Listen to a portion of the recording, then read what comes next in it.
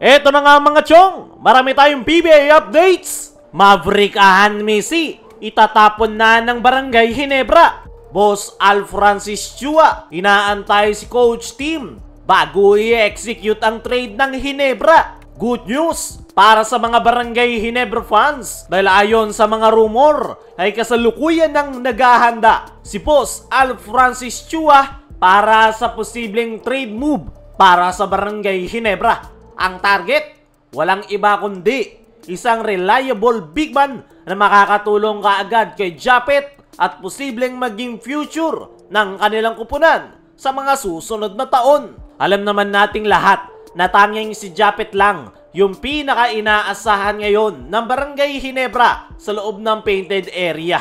Pero at the age of 38, hindi malayong malapit na rin siyang magretiro. Dagdag pa yung struggle ng Barangay Ginebra nitong mga nakalipas na conference kung saan simula nang mawala si Christian Stan Hardinger, hindi na muli pang nakakuha ng kampyonato ang Ginebra dahil sa butas sa kanilang frontcourt position at mas lalo pang ang lumala yung problema na yan ng Barangay Ginebra matapos nga silang iwan sa ere ni Jamie Malonzo matapos itong lumipad papuntang Japan B-League. Kaya ngayon, kulang na kulang talaga ang Barangay Ginebra sa frontline. Sa ngayon, halos si Japet na lang talaga ang inaasahan sa loob. At kung si Japet pa rin yung kanilang aasahan next season, ay paniguradong mauulit at mauulit lang yung nangyari sa kanila kung saan palagi silang kinakapos. Lalo na kapag nakakatapat nila yung mga kupunan na may malalakas na big man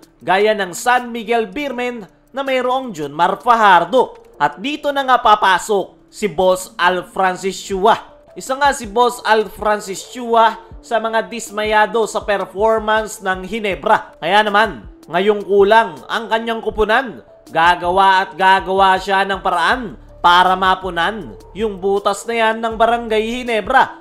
Kaya nga ngayon, ayon sa mga insiders, hinahanda na raw ni Boss Al Francis Chua ang posibleng trade para makakuha ng isang legit big man na pwedeng pumalit o magsalo sa responsibilidad ni Japet sa mga susunod na taon. As of now, malapit na ang PBA Rookie Draft. Pero kung titingnan natin, maliit ang chance na makakakuha ang Ginebra ng isang quality big man mula sa draft. Dahil kadalasan, maagang nakukuha yung mga big man. At the same time, iilang mga big man nga lang yung magpapadraft ngayong taon.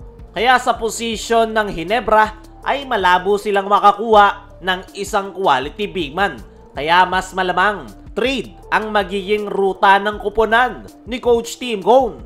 Ang tanong, sino nga ba ang posibleng target? As of now, meron ng mga tinitingnan si Boss Al Francis Chua. Pero na kay Coach Tim Cone pa nga rin ang desisyon dahil ito nga yung mas nakakaalam kung anong klaseng big man ang babagay sa triangle offense. Ang tanging inaantay na nga lang ni Boss Al Francis Chua para i-execute ang trade ay si Coach Tim Cone. Pero ang gusto ni Coach Tim ay tapusin muna ang PBA Rookie Draft dahil meron ngang tinatarget si Coach Tim na rookie at didepende nga dyan kung i-execute na ng Barangay Ginebra yung pinaplanong trade ni Boss Al Francis Chua. Sa ngayon, malinaw ang direksyon ng Ginebra. Kailangan nila ng matibay na big man na hindi lang pang complement kay Japet, kundi pang long term din. Isang player na po pwedeng i-develop habang babalapit ang retirement ni Japet Aguilar. Kaya abangan natin sa mga susunod na araw yung magiging galaw ng Ginebra sa kanilang target na big man. Kaya mga chong, ano ang masasabi nyo na inaantay ni Boss Al Francis Chua si Coach Tim para i-execute ang trade?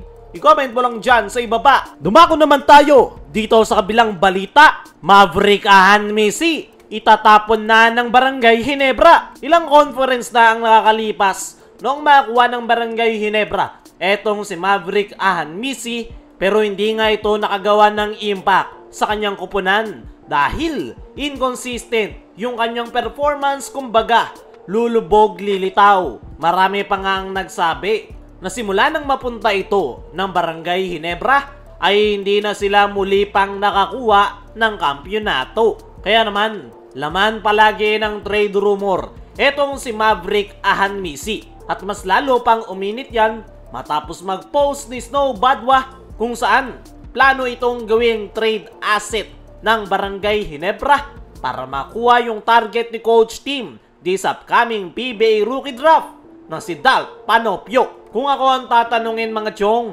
kailangan ng Barangay Ginebra ng isang big man. Pero kung magbabawas naman sila ng gwardya, which is itong si Maverick Ahanmisi para makuha si Dalp Panopio, ay okay na rin. Dahil po pwede naman nilang magawa ng paraan yung pagkuha ng big man via trade. So ngayon ay matunog yung pagtapon ng Ginebra dito kay Maverick para gawing trade asset.